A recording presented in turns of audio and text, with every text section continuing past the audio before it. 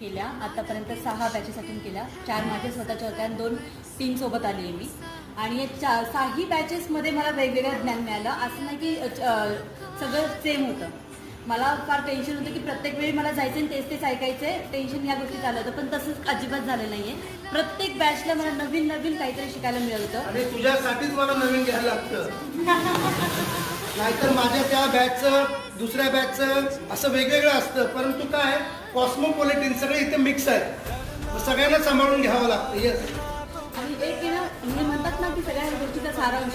तर सारांश असा आहे की मला वाईब्स लोकांनी तुम्ही मला म्हणजे उदाहरणार्थ सांगितलं होतं की वाईब्स कमवा. पैसा येणार जाणार, माणसं येणार जाणार, पण तुम्ही वाईब्स कमवा. जर तुमच्या शेजारचा व्यक्ती जरी नाराज असेल ना, तर तुमचा जो ऑरा आहे तो निगेटिव्ह झालेला असेल. त्याला खुश करा, त्याला काय पाहिजे विचारा.